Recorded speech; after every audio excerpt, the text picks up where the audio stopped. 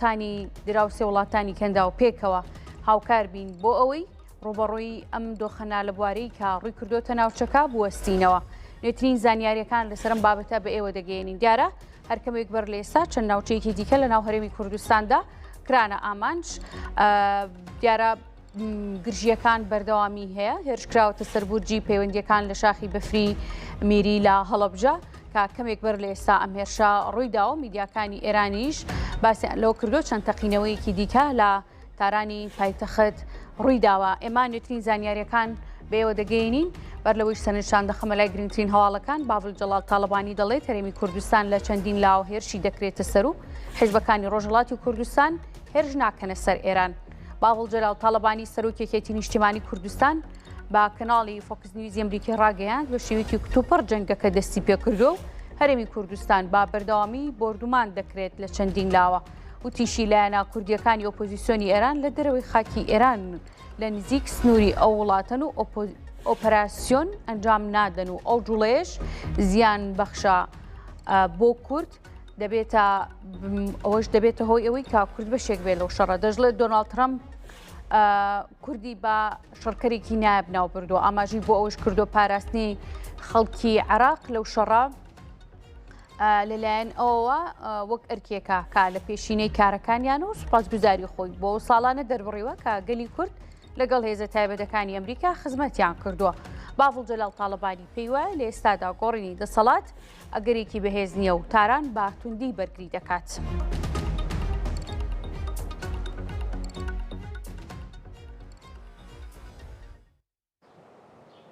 شەوی ڕابردوو چەند شارێک هەرێمی کوردستان و عێراق کران ئامانج دەنگی تەقینەوەیەکی بەهێز لە زۆربەی ناوچەکان بیسترا لە درێژەی گرژێواڵۆزیەکانی ناوچەکە لە چوارچێوەی هێرشا موشکی و درۆنیەکانی نێوان ئێران و ئەمریکا و ئیسرائیل. شەوی ڕابردوو لە هەولێر بە درۆن هێرشکرایە سەر هۆتێلی ئەرجان ڕۆتانە. هیچ زیانێکی مادی لێ نەکەوتۆتەوە. لە سلێمانیش بنکەی هێزەکانی ئەمریکا لە ناو فەرماندەی هێزەکانی حەفتای پێشمەرگە کرایە مانج و تەنها زیان بەر کۆگایە کەوتووە لە ناو فەرماندەیدا. هەر لە درێژەی هێرشەکاندا لا بەغداد هێرشکرایە سەر بنکەی ئاسمانی ڤیکتۆریا لە ناو فڕۆکەخای نێودەوڵەتی بەغداد. لەلایەن سیستمی بەرگری ئاسمانی و بەرپەرچی هێرشەکان دراوەتەوە. بە پێی سەرچاوەیەکیش بە درۆن هێرشکراوەتە سەر فڕۆکەخای نێودەوڵەتی بەسڕە لە باشووری شاری مووسڵیش دەنگی تەقینەوەی گەورە بیستراوە. هەر شەوی ڕابردوو باڵێزخانەی ئەمریکا لە بەغداد لە پەیامێکدا ڕایگەیاند یاخود ئەگەری ئەوە هەیە میلیشیاکانی نزیک لە ئێران هێرش بکەنە سەر ئەو هۆتێلانەی ئەمریکی و بیانیەکانی تێدا. بۆ مەبەستەیش داوا لە هاوڵاتیانی ئەمریکی کراوە عێراق بەجێبهێڵن یاخود خۆیان بپارێزن. داوەشی لە هاوڵاتیان کرد باڕێگەی وشکانی خۆیان بگەێنە وڵاتانی ئوردن و کوێیت و سعودیە و تورکیا و عێراق بەجێبهێڵن.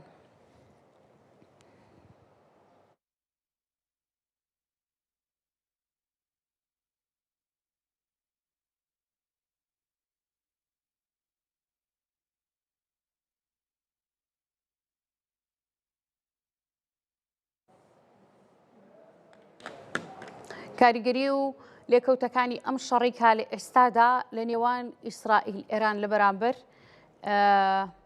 ئیسرائیل ئەمریکا لە بەرامبەر ئێران داڕوو دەدات. دیارە بە شێوەیەکی گشتی وردە ئەم شەڕە خەریکە پەرەدەسێنێت وڵاتانی دیکە لە شەڕەکەەوە تێوە دەگلێن بە هۆکاریەوەی گشتگیرە. ئێران ساڵانێکی زۆرە کاریگەری و هەژمونێکی زۆری لە ڕۆژهەڵاتی ناوەڕاستدا دروست کردووە چ لە ڕووی مەزهەبی و فکری دینیەوە و چ لە ڕۆی قدرەت و توانای سەربازی و ئابووری و سیاسی خۆیەوە. جێپەیەکی توندی هەبوو ساڵانێکی زۆرە لە ڕۆژهەڵاتی ناوەڕاستە. لەگەڵ ئەمەشدا ئەمریکا ساڵانێکی زۆرە ڕۆبەڕووی بەرنامەی ئەتۆمی و کاری سیاسی ئێران دەبێتەوە و چەند جارێک داوا کرا کە کۆتایی بە بەرنامەی ئەتۆمی خۆی بهێنێت، بەڵام ئێران باسی لەوە دەکرد کە ئەوان ئەتۆمیان نیە، ئەوەی کە بەکاریدێن لە ناوخۆدا بۆ پێویستی خۆیان بەکاریدێن، بەڵام ئەمانە نەبوونە هۆکاری ئەوەی کە وەڵامێکی موقنیع و کاریگەر بێ کە ئەمریکا بوەستێنێ لە فشارەکانی فشارە ئابوووریەکانی و فشارە سیاسیەکانیشی بۆ وڵاتی ئێران. بۆیە دوجار لە سەروبەند و لە نێو گفتوگۆ و کۆبوونەوەکانی ئەمریکا و ئێران کە خەریک بوو لێک نزیک بوونەوە و گفتوگۆ دروست دەبوو لە ناوەڕاست لەگەڵ تونترین گفتوگۆکانی ئەوانە شەڕ و یاخود هێرشی ئەمریکا بۆ وڵاتی ئێران دەستی پێکرد لە بەرامبەردا ئێران بێدەنگ نەبوو هەموو بەرژەوەندیەکانی ئێران ئەمریکا یاخود پێگە و بارەگا و هەر شوێنێکی دیکە کە لە ناو هەر وڵاتێکی دیکە لە ناوچەکەدا بوونی هەیە و کەم تا زۆرێک پەیوەندی هەبێ بە ئەمریکاوە بردومانی دەکات لە ناو هەرێمی کوردستانیش ئەمە بەدی دەکرێت لە سەرباریەوەی کە سەرۆکی ئێران چەند جارێک لێدوانی داوە بە دەرلەوە هەم لێپرسراوە سەربازیەکانیان وەکو لە ئاستی وەزارەتیش بە هەمان شێوە لێدوانیان هەبووە کە ئەم هێرشانەی دەکرێت لەلایەن وڵاتی ئێرانەوە بۆ وڵاتانی دراوسێ و ناوچەکە ئامانجلەی شکاندنی سەروەری ئەو وڵاتانە نییە بەڵکو بۆ پارێزگاریکردن لە خۆیانە. دیارە هێرشەکان بەردەوامی هەیە میدیای ئێرانیش تاکو ئێستاش باز لەوە دەکەن دەنگی چەند تەقینەوەیەکی گەورە لە ناو تارانە بیسترا و هەر ئەمڕۆژ چەند ناوچەیەکی هەرێمی کوردستان بردومان کراوە. دیارە ئێمە لە نوێترین زانیاریەکان ئەگەداردان دەکەینەوە پامنێرانمان لە هەریەک لە ناوچەکان لە بوونیان یاخود زانیاریان لەبەردەستا بێ زانیاری بۆ ئێوە وەردەگرینەوە دەچینە لای پامنێرمان شیروان خدر پێیوەست بەوەی کاریگەری ئەم شەڕە چێ لە ئێستادا زانیاری لێوەردەگرینەوە. شێروان زانیاریەکان لەسەرم بابەتە چییە؟ هیوی هەلبەتە وەکو ئاماژە بدەیت و کاریگەریان زۆریان بیشەڕێ ئەمریکا و ئەسرائیل گەل ئیران و بردومانە ئیرانە بە وڵاتن دەوروبەر کاتێکردن زۆر هەبین هەرچەندە هەتان هۆ ئەو بردومان شێوەیەکی ڕاستەوخۆ نەگەشتنە دهۆکە بتنێ چەند درۆنەکەن دەوروبەرن دۆکە منال کێلگەها نافتی چەمان کرد ئاکرێک ئەفتینە دوهی هەندێک مشتێک لە عەسمانە دۆکاتنە دیتنە وەکو شەڕ نەگەشتە دۆکە لێ ڕووی دەرونی بە کاتێکردن زۆر خەڵکی هاتنێکردنە شوێ بەهای کەلوپەداوە ینی هەموو تشتێک دۆک بەهایەوان گرانتر لە هاتێ بە هەموو ئاهێن خواردنێ ینی پێدبێن ماڵان بەهای هەموو گرنترە بە سەرڕای هەموێژی نەبوونا کارەبێ خراپیە ڕەوشا کارەبا 24 ساعتیانژی کارەبا نیشتیمانی وەکیلیەک و خەلک ئێدرگەلک بێزار بە دیساژیش ڕوێ سوتەمەنیە هیوی هەموو تشت گران بووینەک و غاز ژێ 410 دینارە بگابێت 750 دینارەیە پانزین هەر ژ پانزەیخانەکە و پانزەیخانەکە بەهای جوداتر هەینە هەرچەندە لە هەندێک پانزەیخانە و پانزینە یا سامان سروشتی تێدا دابشکن لێ پتریا پازی خاندن بەهایان جودا پازی تێدا فرۆتر بوون منە ژێ 760 تا vegabێ 950 975 هەتا نزیکی 1000 دیناران چوە بە بخۆ کارتێکردن زۆر سەردەرونی خەڵکی نەخەلک چاوەڕێنە و ئەف ئەفرە و شەب دوماهیک بێت و عاش خەلش بێت لە ڕەوکێ خلاص بکوونەوە خەڵکی ڕوولوەیەکێکیەک و هەم وەکو بەرنامە ئاماژە بدە فان و سوڵامپا هەمژی پێدوێن مالێ بخۆن مالە خۆدا دابین کات و ئەگەر هاتو ئەف شەڕە درێژە پێدا ئەگەر هاتو ئەف شەڕە درێژتر لە هات یعنی دبێتش بەرک و ئەو هەموو سنوورێن گەل هەرێما کوردستان و عێراقی هاتنە بڕینە هەموو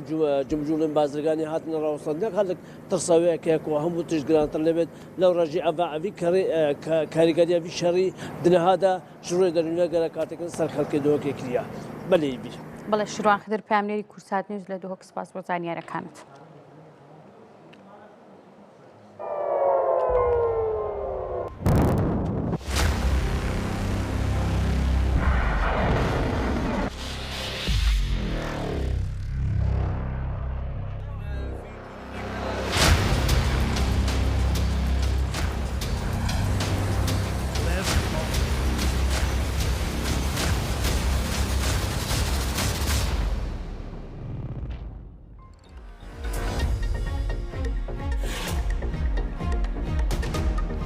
کۆمەڵی کێلگا پەلەوەریەکان داوا دەکات کە بریشک و پەلەوەر بۆ پارێزگاکانی دیکەی عێراق ڕەوانە بکرێت و بنێردرێت لەسەرم بابەتە وردەکاری زیاتر پامنێرمان دنیا ماجید لە سلێمانی و زانیاریەکانمان پێدەدات دێنە لای تۆ. بەڵێ هێوی سڵاتان لێبێت کۆمەڵی کێلگا پەلەوەریەکانی سلێمانی داوایەکیان ئاڕاستی حکوومەتی هەرێمی کوردستان کردووە سەبارەت بە بەرزەی نرخی عەلەف و هەروەها کەمبوونەوەی نرخی پەلەوەر یاخود مریشک لە پارێزگای سلێمانیدا بە شێوەیەکی گشتی و داواش دەکەن کە پەلەوەر بۆ پارێزگاکانی تری عێراق بنێردرێت. من بۆ وەرگرتنی زانیاری زیاتر سەبارەت بەو گلەیانی کە هەیەنەوە بەرزی نرخی عەلەف بۆچی دەگەڕێتەوە گفتوگۆی زیاتر لەگەڵ سەرۆکی کۆمەڵی کێڵگە پەلەوەریەکاندا دەکەم کاک نازم عەبدوڵڵا سڵاوت لێبێ کاک نازم بێ مامڵێ ئەو گلەیانی ئێوە لە پای چیەوە بۆچی نرخی علەف لە ئێستادا بەو جۆرە بەرز بۆتەوە بەناوی خۆی گەورە زۆر سپاس بۆ بەڕێست و بۆ گوێگران و بینەرانی ئازیز لە ڕاستیداگە هەڵەنەم ڕۆژی پێنجشەمە بوو ئێمە بەیان نامێکمان بڵاو کردەوە لە کوردستاندا جەنابتان و هەموو هاوڵاتیانی هەرێمی کوردستان ئەزانن ئەوەی کە لە کاتی ئەم شەڕەدا هەرزان بۆ مریشک لە تێچوونەکەی خۆی زۆر کەمتر ئەکرێتە بازارەوە بەڵام بەداخەوە دەوری 45 معمەل علەفێ لە سەرانسەری کوردستان ئەم هەلەیان قۆستۆتەوە لە ڕاستیدا باوەڕتە بێ نێزیکەی یەک هەفتە ئەبێ ڕۆژ بۆ ڕۆژ مەسەلەن ئەمڕۆ تەنی علەف بکڕی بە 700,000 بەیانی باریکەوە بە 730,000 یعنی لە ماوەی ئەم هەفتە دە ڕۆژەدا نێزیکەی 100,000 بۆ 125,000 دینار گران بووە و ئێمە زانیاریشمان هەیە کە معمەل علەفەکان بە تەمان زیاتری گرانکەن ئەگە بارودۆخ بەو شێوەیە بڕوە لە ڕاستیدا خاوەن پرۆژە تەحاملی ئەوە ناکات تۆ لەلایەکەوە بارگرانی چی لە غاز و گاز گرانە بۆ خۆت جەناب دەزانی علەف گران بێ بازاڕی مریشکێکی زۆر لە ناو هۆڵی پەلەوەردا هەیە بە زەرد و زیانێکی قورس بیکاتە ناو بازارەوە دڵنیا بە لەوەی خاوەن پرۆژە ئەوەی کە ئەم وەجبەی جوسک و مریشکی لە ناو هۆڵەکەی دابێت تێ ناکاتەوە تەحامل ناکات چونکە ئەمە ئەبێ لە ڕاستیدا وەزارەتی کشت و کاڵ وەزارەتی بازرگانی تیمی حکوومەتی هەرێمی کوردستان لیژنە قایمقامەکان بە ڕێزەکان لە هەموو کوردستاندا بێنە سەر خەت ئەبێ لێکۆڵینەوە بکەن ئایا ئەم وادانەی ئەم برادرانە ئەیکڕن ڕۆژانە کە هەموو ڕۆژێک 25,000 بۆ 30,000 تەنی گرانیەکەن ئایا وایە لە مەخزنەکانیاندا تیدان چکە معمەل علەف بەڕێی من کەم معمەل علەف هەیە لە کوردستاندا ئەگە کەمی تیا بێ مواد 500 تەن بۆ 1000 تەنی تیا یعنی بەلامانەوە سەیرە ومێت دەکەین لایەنە پەیوەندیدارەکان و بە تایبەتی وەزارەتی کشت و کاڵ و وەزارەتی بازرگانی چکە ئەمە ڕوبەڕووی وانەکرێتەوە ئەگە نێنە سەرخەت بەڕاستی شتێکی عیبەیە ئەگە نێنە سەرخەت ئێمە وا فکرەکەینەوە کە ئەوانە بۆ خۆشیان معمەل علەف و هەڵهێنەری جوسک و مەسلحەتێکیان هەیە لە مۆزوعەدا ئەنجینان نابێت تۆ لە کوردستاندا هەموو شتێک گران بێت تاکە شت کە هەرزان بێ بۆ سفرە و خوانی هاوڵاتیانی هەرێمی کوردستان مریشک بێ ئێمە لە ڕاستیدا بە ئەوەش بڵم باوەڕت هەبێ ئێمە حەز ناکەین مریشک لەسەر هاوڵاتیان گران بێ بەڵام وەڵڵاهی با من لە جەنابی نەشارم و حەزیش ناکەم بە زەرد و زیان بیکەمە بازارەوە چکە زەرد و زیانەکەی زۆر قورسە لەم کاتەدا بە پێی وتەی بەڕێستان بێت تاوەکو ئێستا لایەنە پەیوەندیدارەکان بەدەم داواکاری و بەنامەکەیەوە نەخێر ئومێد دەکەم بێنە سەرخە چونکەمە ئاسایشی خۆراکی ئەم وڵاتەیە یعنی باوەڕتان هەبێ ئەم قسە دووبارە ئاکەمەوە بۆی لایەنە پەیوەندیدارەکان زۆر بەجددی وەرگن یعنی ئەو زانیاریانەی ئێمە هەمانە کە حکوومەتی هەرێمی کوردستان و لایەنە پەیوەندیدارەکان نێنە سەرخەت تەنی علەف تا ملیۆنی دینارە ڕوە باشە یعنی واتە چیلۆیە مریشک تقریبا نێزیگە بێتەوە تێچوونەکەی لە 3500 دینار ئەو کاتە ئەی خاوەن پرۆژە لی دیار نەبێت چۆنی کاتە بازارەوە زەرەدی چۆنە خێری چۆنە ئەوی جووشی ناکاتەوە ناو هۆڵی پەلەوەرەکەی تابی کاتە بازارەوە ومێت دەکەم چاودێری ژووری بازرگانی بێ تیمی حکوومەتی هەرێمی کوردستان بێ وەزارەتی بازرگانی بێ وەزارەتی کشت و کاڵی بێ ئەگە نێنە سەرخەت بەڕێی مشتێکی عیبەیە ئەگەر دۆخەکە بەم جۆرە بێ نرخی مریشکیش لە بازارەکان ناگرانە بێ بەڵێ دڵنیا بەلێ ئەو بە ئەمە دڵنیاکەم بۆ جێژن گران نابێ چکە ئێستا تێچوونەکەی 2400 دینار بوو لە پێش ئەوەی کە ئەم غاز و گاز و علەف گران بێ بەڵام بەرپرسیارم لەم قسەی خۆم لەم دقەیە کە من قسە لەگەڵ جەناب تاکەم نێزیکەی چیلۆیە مریشک 2800 دینار تێچوونەکەیەتی بۆ خاوەن پرۆژەکان لە هەمان کاتدا بە 2100 دینار ئەیکاتە بازارەوە واتە ئەمە زەرەدێکی کوشندەیە خاوەن پرۆژە تەحاملی ئەم زەرد و زیانە ناکە لەلایەکەوە لە بازگەکانی حکوومەتی عێراقیەوە کێشەت بۆ دروزەکرێ لۆرێک مریشک جاران 3 ملیۆن و تا 4 ملیۆن بوو ئێستا لە ملیۆن و نیوەکەوە تا 2 ملیۆن دینار وەرەگیرێ ڕۆژانەش ئێستا هەموو ڕۆژێ یعنی ئەو مریشکە هەناردەکەی بۆ خواروونی وەڕاستی عێراق بە پارەش ڕۆژی وایە ڕایەگرن ینی مەبەستم بازگەکانی حکوومەتی عێراقیە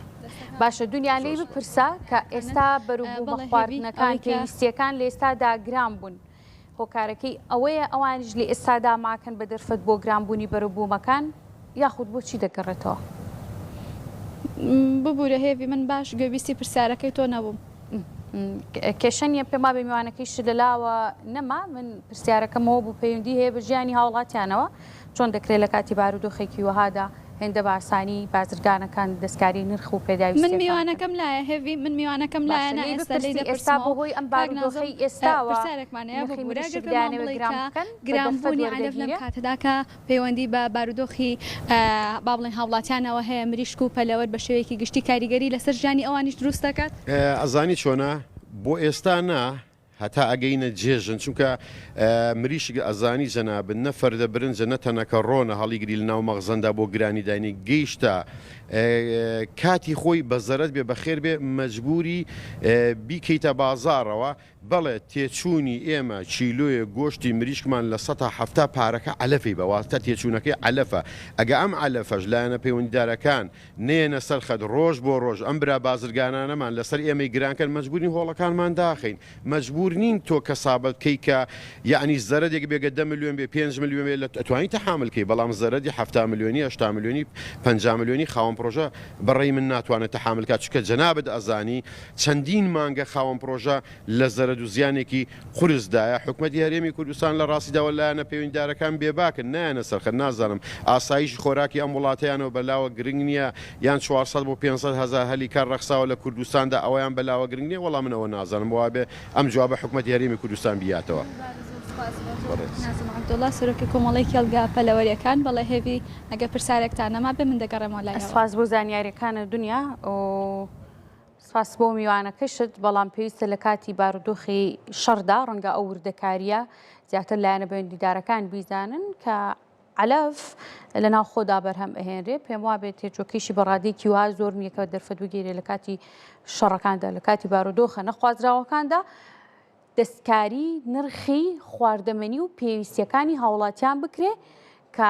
ئەمە لایەنی پەیوەندیدار و حکوومەت ئەم ڕێگە پێدانی نەکردبێ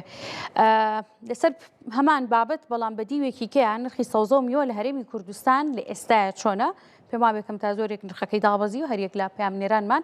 ئەمیر محەممەد لە سلێمانی و هەروەها قارەمان جەوهەر لە هەولێرەوە زانیاریمان لەسەرم بابەتە پێدەدەن دێنە لای ئێوە زانیارەکان چیە؟ بەڵێ ئەمیر بەڵێ ئەمیر هێوی سڵاو لێ بێت تۆم کاتۆ باش لە با بڵێن لە بازاری سەوزە فرۆش و میوە فرۆشەکانی کە پێوترێ علووی سلێمانی لێرەم لە دوێنێەوە ئەو چۆڵی کە پێشتر لەم بازاڕەیە هەبوو ئەلبەت باهۆی داخستنی سنوورەکانەوە بە تایبەتی سنووری ئێران و هەرێمی کوردستان با بڵێیت هەست دەکرا کە کەمێک چۆڵی بە بازاڕەکەەوە هەیە کەمێکەمی شومەگە بە بازاڕەکەەوە هەیە بەڵام ئەمڕۆ خۆشبەختانە لە دوێنێەوە لە دوای کرانەوەی دەواازەکانەوە بەشێکی زۆر لە کاڵا و شمەک بەشێکی زۆر لە خۆراک و پێداویستی و سەوزە و میوە هاتۆتە نێوەم بازاڕەوە و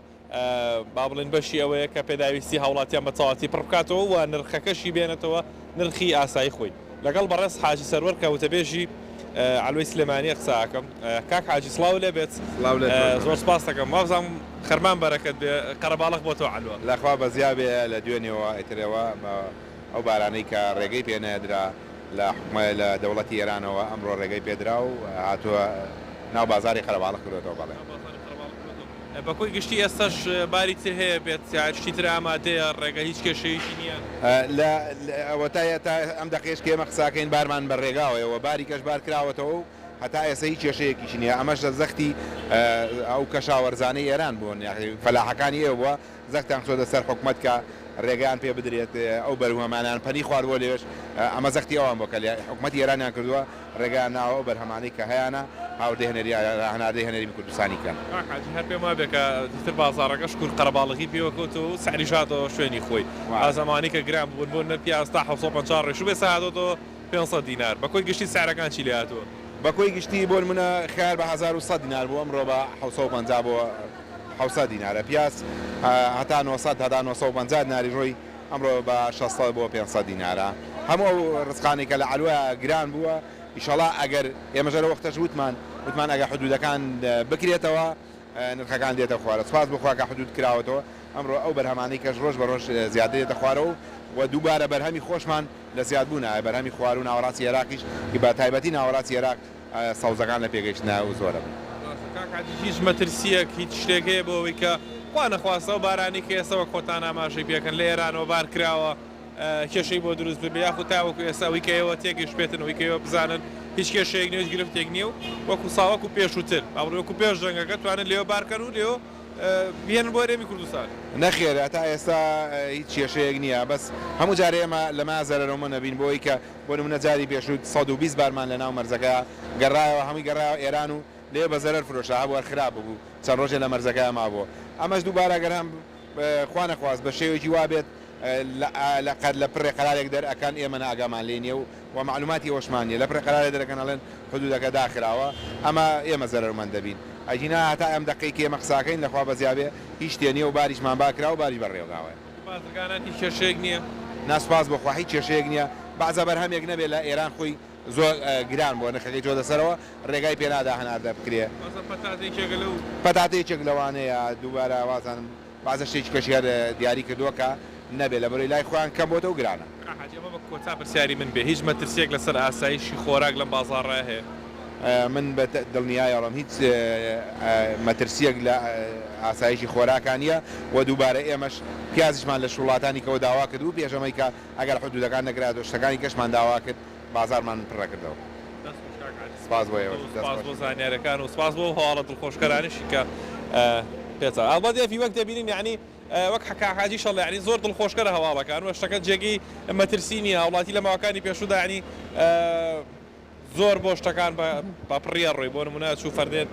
پەتاتێک ڕێ چوو فەردەی پیازێک ڕێ بەڵام بابەتەکە بۆ شێوەیە نیە ئێستا شتەکان نرخەکانیان جێگیرەوە بە بەردەوامی باری نوێ هەیە کە بارە کردووە بەکۆی گشتی هیچ شتێک جێگەی مەترسی نییە ینی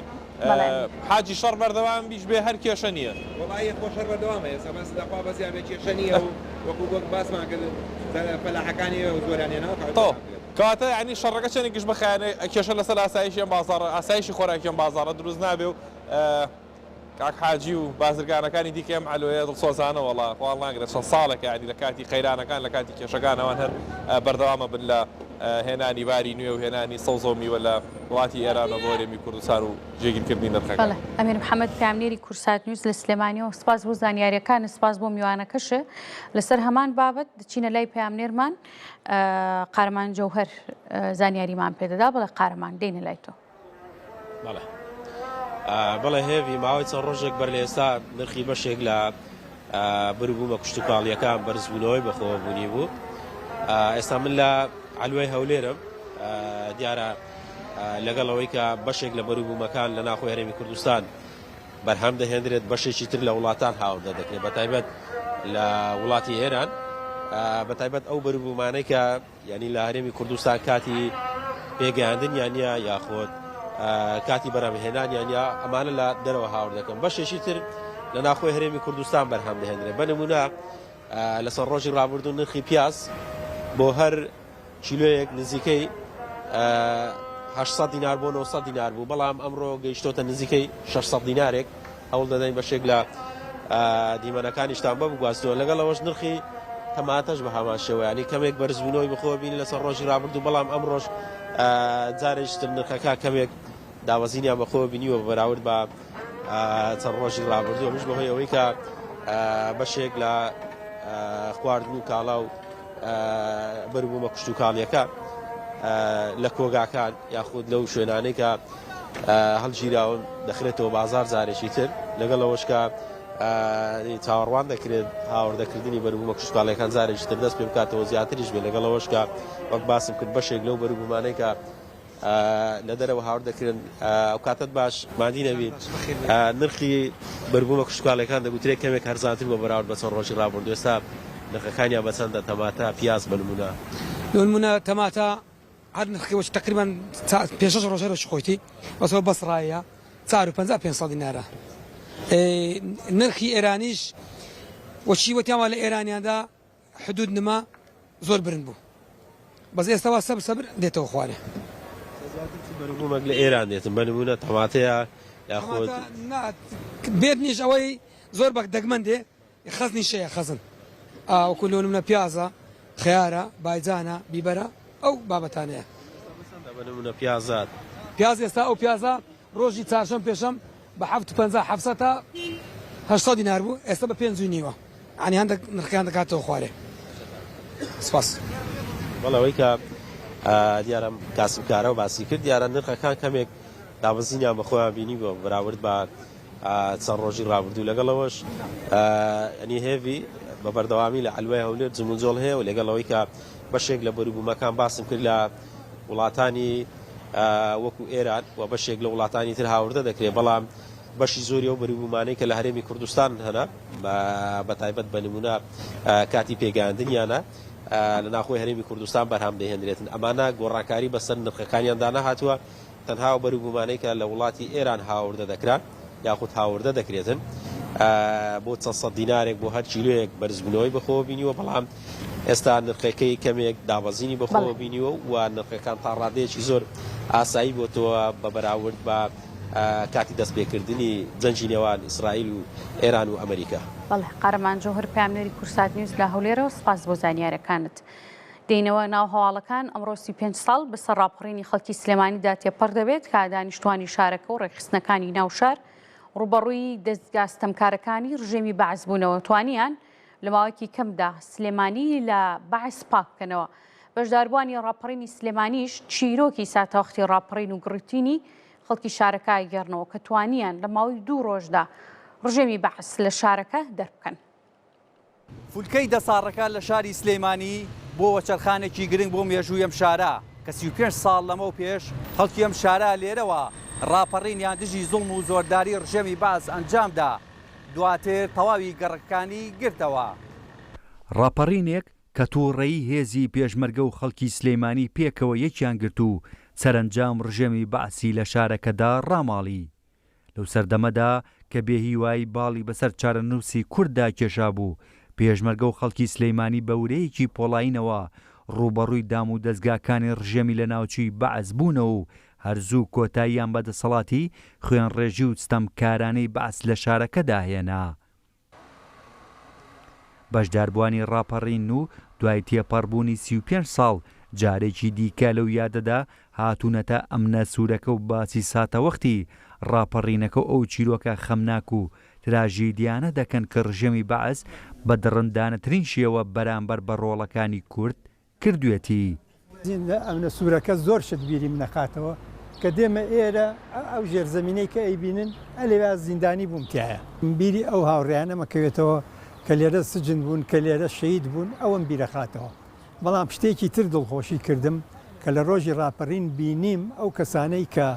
ئەوانەیان شەید کرد و ئەو کەسانەی ئەشکەنجەی خەڵکانی ئێمەیانەدا جەنازەکانیان ئەلەم سەر کۆڵان و سەرجادە و شوێنانە کەوتبوون چواری بەیانی سیارم پێ و بە سیارەت فڕێکم لا بە دۆری و مەکتەبە تومزانم هێزی احتیاتیان بۆ نەهاتووە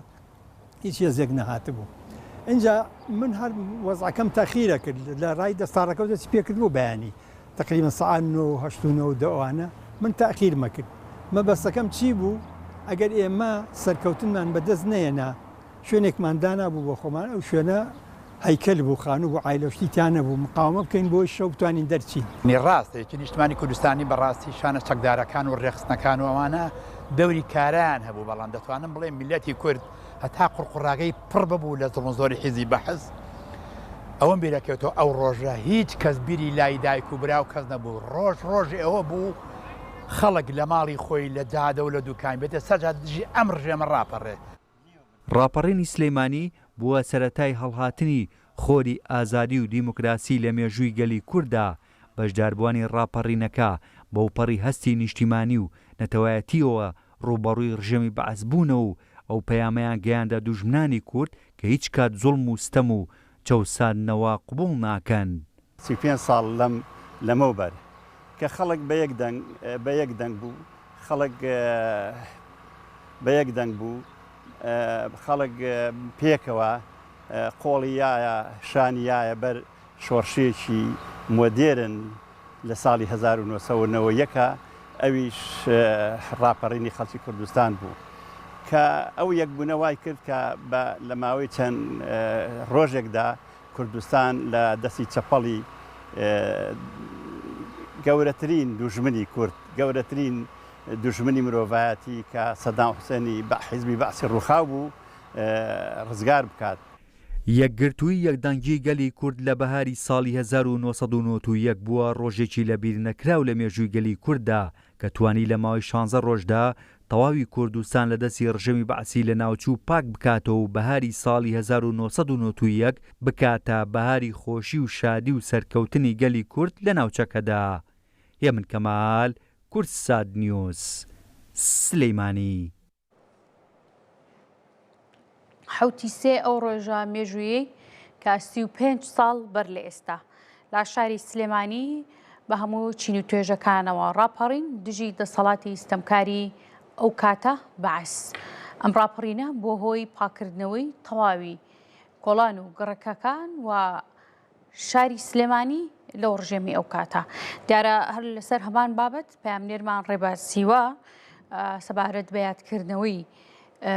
ڕاپەڕینی شاری سلێمانی زانیاری لێوەردەگرین. دێنە لای تۆ ڕێباس. بەڵێ هێوی دیارە ئەمەی کە لە دوای من دەردەکەوێت ئەمە ناویە و شەهیدانەیە کە بە خوێنی ئەوانم ئازادیە بەرەماتوە. ئەمە ئەمڕۆ ڕێکخراوێکی سلێمانی ڕێکخراوی هاوشارانی سلێمانی وەک ڕێزێک لە شەهیدانی 1970 ساڵی 1991 لێرە لە ئەم فلێکسەدا ناویە و شەهیدانەی هەڵواسیوە لەگەڵ ئەو وێنانەی کە دەستیان کەوتووە کە وێنەی شەهیدانی ڕاپەڕینە مزنەکەی ساڵی 1991 سلێمانین کام شەهیدانە هاوشێوەی هاوڵاتیانی سلێمانی ڕۆڵێکی گرنگیان هەبووە لە ئەوەی کە حکومەتی بەعز لەم شارە دەرپەڕێن و ئەمان بە خوێنی خۆیان بە گیانی خۆیان هۆکار بوون بۆی کە ڕاپەڕینەکە سەر بگرێەوە. لێرە لە هەمان کادا وێنەیەکی تردانراوە کە وێنەیەکی مرۆڤ دۆستانەی کوردەکە لەو کاتەدا ئەو کەسانەی کە ڕاپەڕینیان ئەنجامداوە سەربازێکی حکومەتی بەعس کە بە برینداری کەوتۆ دەدەستیان لێرە لەم وێنەیەدا دەرەکەوێت کە چارەسەری بۆ دەکەن و برینەکانی تیمارەکەن. من لەگەڵ کاک سەرکار حەسەن قسە دەکەم کە و ئەمڕۆ هەساوە بم کارە و سەلەبانی ئەمڕۆ ڕێوڕسمێکیان هەبووە بۆ یادی ڕاپەڕین. کاک سەرکار سڵاو لێ بێت. تۆ پێم وابێ بەشداری ڕاپەڕینەکەشە کردو و چی چیرۆژێک هەیە لەگەڵ ڕاپەڕینە و چی و پامێکی هەیە وەکو هاوڵاتی کێم شارە؟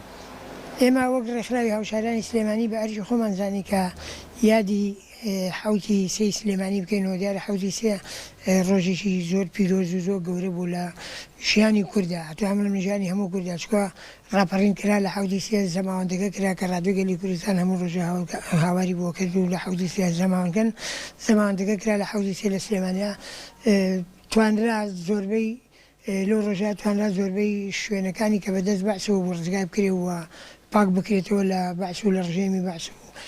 بکەوێتە دەست هاوڵاتیان و هاوڵاتیانی شارەکەەوە ئەو تەنزیم و ڕێکخراوانی کە هەسابوون بەو ڕاپەڕینە. من لەو کاتیا ڕۆژی دیارە پێنجی سێ لە ڕانێ کرا، ڕانەی سەرکەش ڕانەی سەربەست، دوای پێنجی سێ لە شەشی سێ لە بازیان کرا. من بۆ یازانیم شەشی سێ لە بازیان لە ئەمری بەلدەی سلێمانی ئەمە گیراوی سژن بین گوێمان لە ڕادیۆ گەلی کوردستان و لەو دوو دەرگاکەوە بانگەوازیە کرد و حوتی سێ زەمانکەن ئەمنەکان هاواریان لێرسان و تەقیەوە و تەگەت بڕانی و تەگەت بازیان وانە ئەتی ئێمە لەوە تێگەیشین کە شتێک هەیە شتێک بووە. دواتر ئێمانمان کرد ئێوارەی ڕۆژی شەشی مانگ ئێوارەکەی عەسرەکەی بوو مانگا کردینە دەرەوە لە دەرەوە ڕیزان کردین وتیان ئازاتانەکەین. ئێمەش ترسان و مەزانی ڕەمیمانەکەن وتیان ئێمە ئێوە ئازاد دەکەین سێ ڕۆژیکە وەرنەوە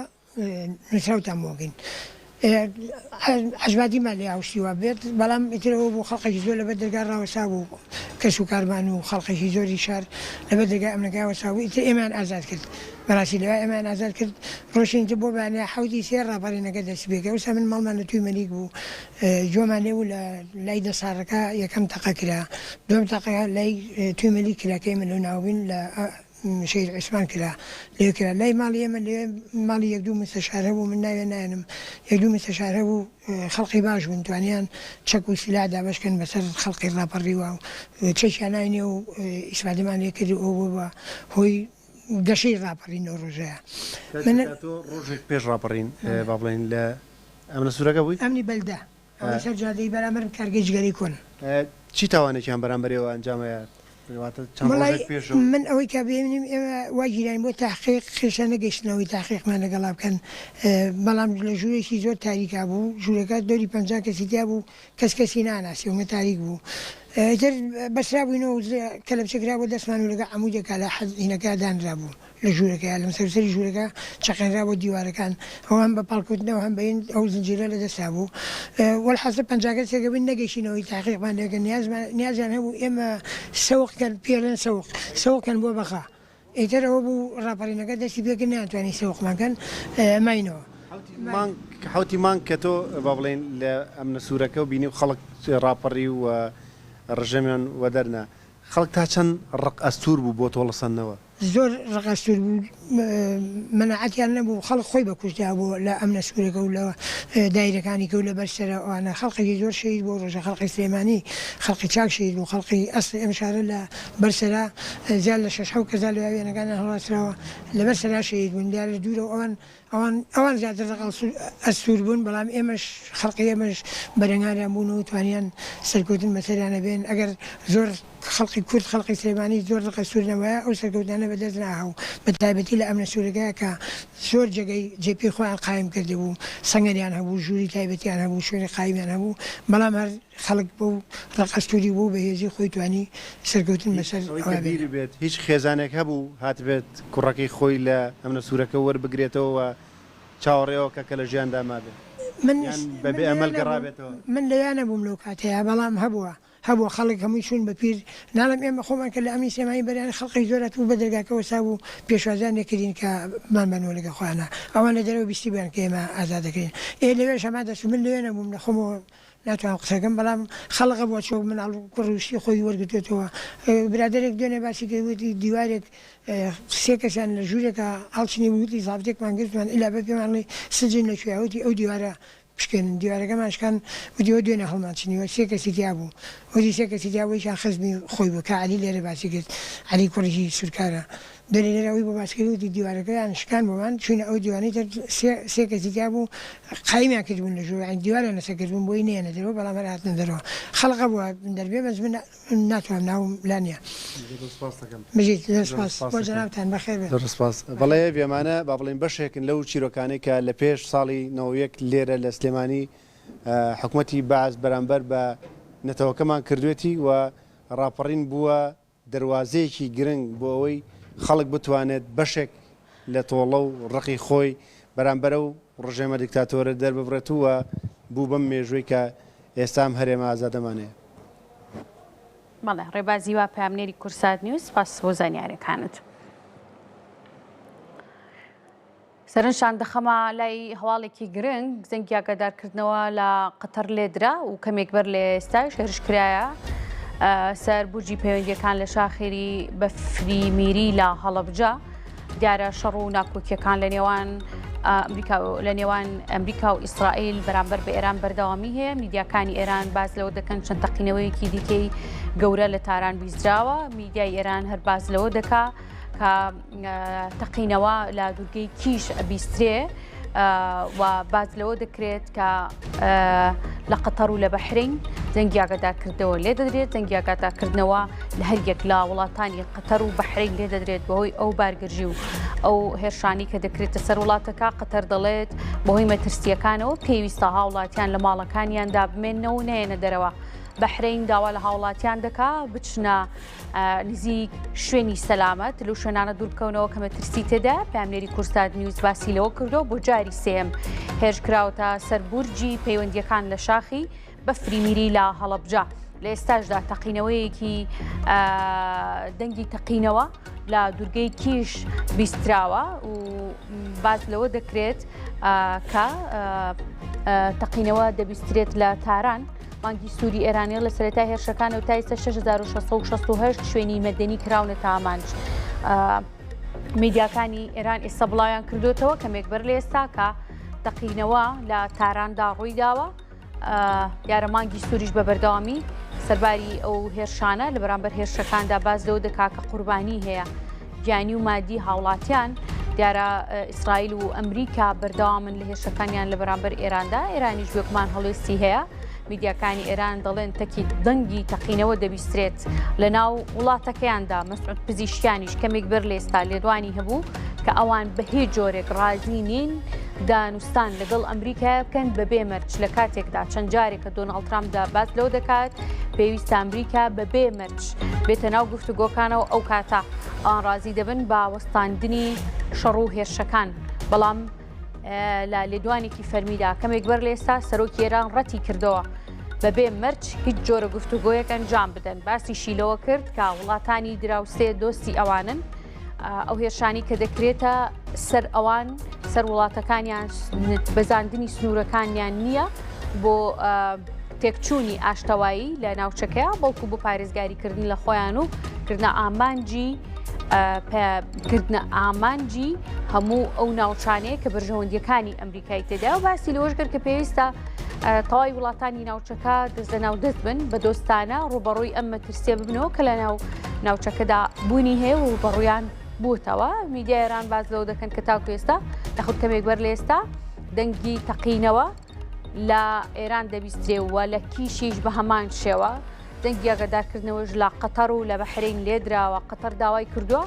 هاوڵاتیانیان لە شوێنە پارێزراوەکانە بمێن. قەتەریش و بەحرینیش داوا دەکەن کە هاوڵاتیانی خۆیان لە شوێنی پارێزراوە بمێنەوە، لەو شوێنانە دوور بکەونەوە کە مەترسی لە سەرەتا دەدوانن لە شوێنی مەترسیدار دوور بکەونەوە. دیارە هەر ئەمڕۆ کەمێک بەر لێستاش هەڵەبجەش شاخی بەفری میری بە هەمان شێوە کرایە ئامانج.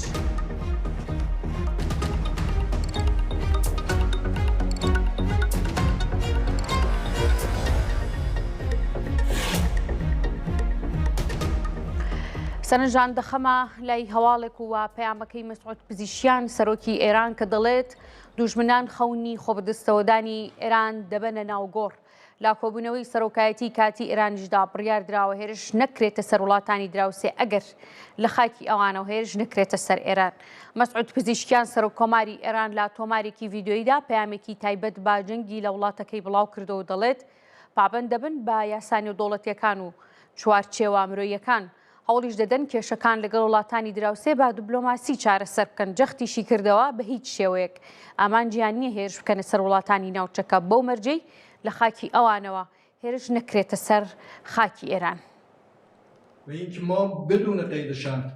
ئەگەر بیانەوێت ئێمە بەبێ هیچ مەرجێک خۆمان بەدەستەوە بدەین ئەو خەونیان دەبنە ناوگۆڕ. ئەوەی ئێمە پێوی پابندین یاسانی دەوڵەتەکان و چارچووە مرۆییەکانە. ئەوانیش دەبێت پابند بن بەڵام پێشێری دەکەن. پێویستە داوای لێبوردن لە وڵاتانە بکەم کە لەلایەن ئێرانەوە هێرش کراوەتە سەریان. ئێمە ئاماژمان نییە هێرش بکەینە سەر وڵاتانی دراوسێ، چونکە بە بەردەوامی دەڵێم ئەوان برای ئێمەن، بۆیە دەبێت لەگەڵ ئەواندا دەست لە ناو دەست ئاشتی و سەقامگیری لە ناوچەکەدا بچەسپێنین. لە ئەنجومەنی کاتی سەرۆکایەتی ئێران بڕیارمانداوە هێزە چەکدارەکان هێرش نەکەنە سەر وڵاتانی دراوسێ بە مەرجێک لە وڵاتانەشەوە هێرش نەکرێتە سەر ئێران.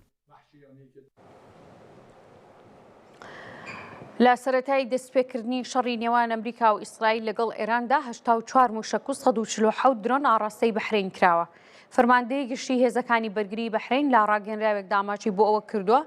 لە سەرەتای دەستپێکردنی هێرشەکانەوە بۆ سەر ئێران لە 28 شوباتەوە تا ئێستا 84 موشک و 147 درۆن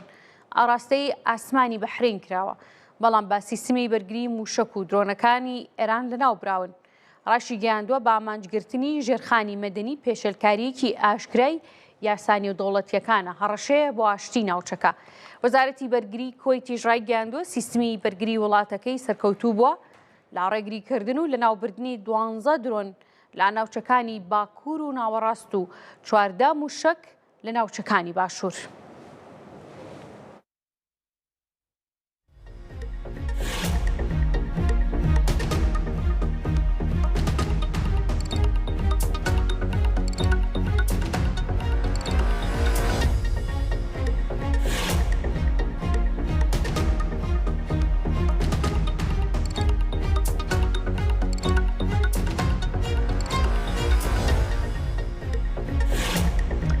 سعات 12 لەگەڵ من بە کۆتایی هات هاوکارانم لە سەری سعات لە ماوەکانی دیکەتا لەگەڵتاندا دەبن بۆ گەیاندنی نوێترین زانیاریەکان پەیوەست بە هەر گۆڕانکاریە کە لە ناوچەکەدا ڕوودات. خواتان لەگەڵ.